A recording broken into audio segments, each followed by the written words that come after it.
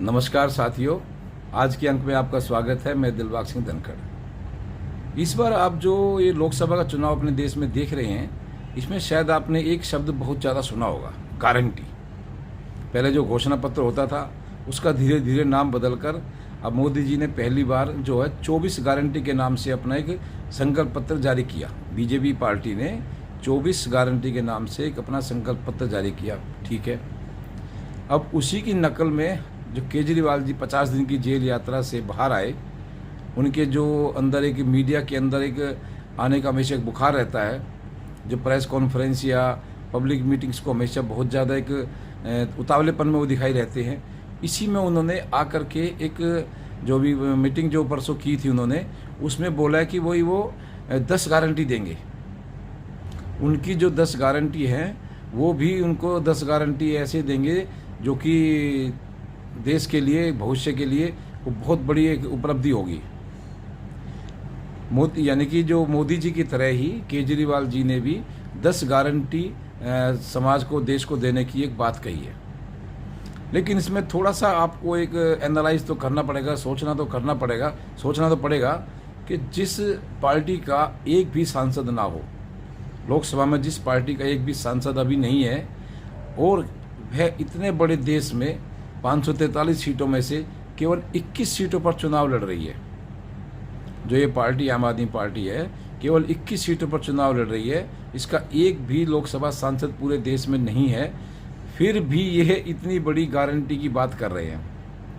क्या आप लोगों को लगता है कि ये गारंटी किसी भी सूरत में पूरी हो पाएंगी? मुझे तो बिल्कुल नहीं लगता। साथ ही उन्होंने खुद ही इस पर एक आश्चर्य व्यक्त किया है। केजरीवाल ने खुद ही बोला है कि मैं जो ये गारंटी दे रहा हूँ, मुझे लगता है कि मेरे जो गठबंधन दल है वो भी इस पर सहमत हो जाएंगे। इसका मतलब ये है कि शायद उनको भी ये नहीं लगता है कि उनके जो गठबंधन दल है वो उनकी जो 10 गारंटी की योजनाओं पर शायद वो सहमत हों। तो आप खुद इसी से अंदाज़ा लगा सकते हैं कि अभी जो इनके गठबंधन से ही इनकी बात नहीं हुई है, जिसमें ये इंडी गठबंधन में एक चुनाव लड़ रहे हैं और देश में 10 गारंटी की बात कर रहे हैं। यानी कि मुझे तो सिर्फ सीधा ये एक ऐसा लगता है जैसे घोड़े के ऊपर, पुरानी कहावत है, घोड़े के तैनाल जड़ी और मींढकी ने भी पैर उठाया। यानी कि मोदी जी ने जैसे ही कोई 24 गारंटी की योजना का ऐलान किया, ऐसे ही इनको भी एक जोश आया और 10 गारंटी की योजना को उन्होंने जनता के सामने रख दिया। इसमें मुझे किसी भी तरह से 1% भी ये नहीं लगता है क्योंकि ये अपनी जो इन योजनाओं को पूरी कर पाएंगे। इसमें हाँ, आपको एक आश्चर्य की बात आपको और दिखाई देगी कि अभी जब केजरीवाल जी जेल में थे, 50 दिन की जेल यात्रा करके आए हैं, तो उनकी जो धर्मपत्नी है श्रीमती सुनीता जी, वो बार बार ये कह रही थी कि बीजेपी ने उनको जेल में इसलिए डाला है कि जो वो दिल्ली की बहनों को, माताओं को 1000 रुपये महीना ना दे पाएँ। जो उन्होंने एक वायदा किया है कि भाई हम 1000 रुपये महीना देंगे, जो हर महिला को 1000 रुपये महीना हम देंगे। लेकिन बड़े आश्चर्य की बात है कि उन्होंने अपनी 10 योजनाओं में इस स्कीम का कोई नाम नहीं लिया है। अब आप इसी से भी अंदाज़ा लगा सकते हैं कि उनकी किस योजना में, किस परियोजना में कितना दम हो सकता है। यानी कि कुल देखने में ये आ रहा है कि केजरीवाल ने जो ये 10 गारंटी की जो बातें रखी हैं, हालांकि मैं इन 10 गारंटियों पर अपने अलग एक एपिसोड बनाऊंगा, उसमें आपको हर गारंटी पे मैं एक गारंटी पर एक दिन चर्चा करेंगे और उसमें पूरी उसके तथ्य और उसके सबूत और उसमें कितना खर्चा आएगा, कितना उसमें दिक्कतें आ सकती है, क्या उसका आगे परिणाम हो सकता है, मैं इन सब बातों पर चर्चा करने की कोशिश करूंगा। फिलहाल हम मोटी तौर पर यही एक चर्चा कर रहे हैं कि जो केजरीवाल जी ने 10 गारंटी की जो बात की है, वो किसी भी सूरत में मुझे नहीं लगता है कि वो पूरी कर पाएंगे। क्योंकि अभी तक अगर उनकी ऐसे कुछ करने की इच्छा होती, जैसे उन्होंने किसानों को MSP की बात करी है, किसानों की MSP अगर बात करनी है तो दिल्ली में आज तक उन्होंने कितने किसानों को MSP दी है, इस पर भी बात कर लेते हैं। पंजाब में तो उनकी पूर्व सरकार है, वहाँ कितना उन्होंने आज तक किसानों को MSP दिया है। तो इस तरह से सिर्फ ये एक राजनीतिक प्रोपेगेंडा के अलावा कुछ भी नहीं है। हालांकि उन्होंने तो बोला भी है, जो बीजेपी के जो प्रदेश अध्यक्ष हैं वीरेंद्र सचदेवा जी, उन्होंने बोला है भाई ये तो मुंगेरी लाल के हसीन सपने हैं। ये जो केजरीवाल जी जो सपने दिखा रहे हैं, ये मुंगेरी लाल के हसीन सपने हैं, क्योंकि इनको तो 1 जून के बाद फिर जेल में जाना है। ये सिर्फ आप लोगों को सपने दिखा करके ही अपना एक मन खुश कर लेना चाहते हैं। बिल्कुल सत्य बात है ये, क्योंकि उनको 2 जून से दोबारा जेल में जाना है। और इस बार तो मुझे लगता है कि उनके खिलाफ और भी सख्त कार्रवाई होने की मुझे उम्मीद है, क्योंकि जो अपनी जो ईडी है उसने भी अपनी सप्लीमेंट्री चार्जशीट पेश कर दी है। करीब 440 पेज उसके अंदर हैं। उसमें उन्होंने केस को पूरा बिल्कुल डिटेल में एक तरह से पेश कर दिया है सुप्रीम कोर्ट के सामने, जैसे मैंने अपनी पिछली वीडियो में भी बताया था आपको। और साथ ही साथ जो वीके सक्सेना जी ने एलजी ने एनआई जांच की जो मांग की है, शायद उसमें भी जब तक कुछ ना कुछ ये बात आगे बढ़ जाएगी और शायद जांच जब तक एनआईए के हाथ में पहुंच जाएगी। तो इस तरह से जो आने वाला समय है वो केजरीवाल जी के लिए बहुत ही मुश्किल और बहुत ही कष्टदायक होने वाला है, क्योंकि जैसे जैसे कानूनी शिकंजा टाइट होता जाएगा उनकी मुश्किलें और उनकी दिक्कतें बढ़ती जाएंगी। क्योंकि हमारे देश का जो कानून है वो बहुत धीरे से, थोड़ा सा चाल थोड़ी धीरे है उसकी, लेकिन वो कसता बहुत मजबूती से है। जो उसकी गिरफ्त में एक बार आ जाता है वो उसका बचने का नाम नहीं है। क्योंकि इनके जो जितने भी इन्होंने घोटाले कारनामे किए हैं, लगभग सबका पर्दाफाश होता जा रहा है। दिन पर दिन कोई ना कोई नई चीज़ इनकी और निकलती जा रही हैं और ये आगे आगे फंसते जा रहे हैं।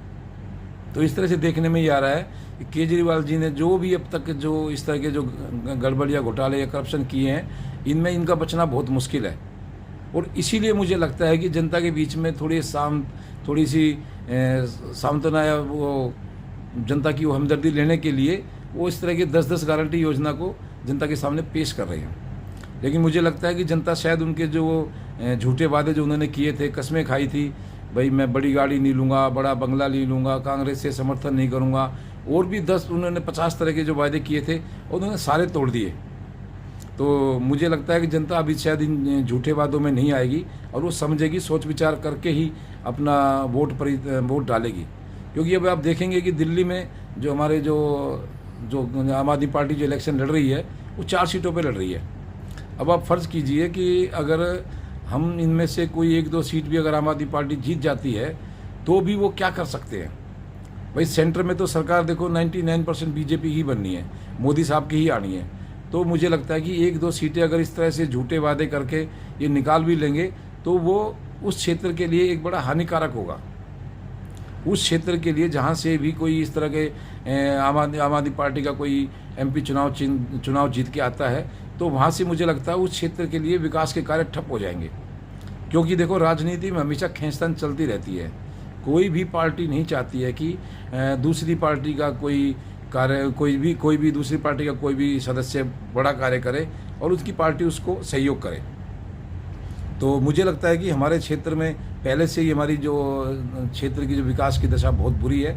और इस तरह से मुझे एक चीज़ और भी दिखती है, अगर हमारे क्षेत्र से कोई दूसरी पार्टी का सांसद चुन के जाता है तो शायद हमारा जो विकास का जो कार्य है वो शायद और थोड़ा ढीला पड़ जाएगा।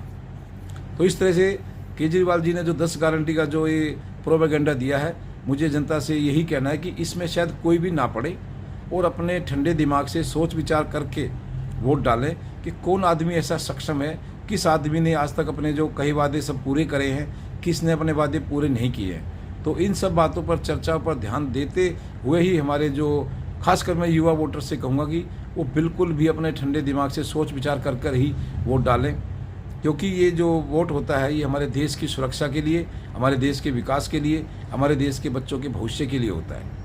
ये किसी छोटे एमएलए या काउंसलर का इलेक्शन नहीं है।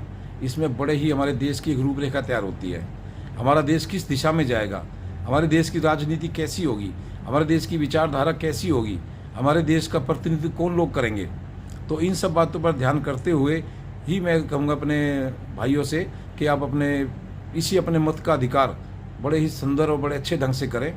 इस तरह की जो 10 गारंटी योजनाएं हैं इन पर वो ना पड़े।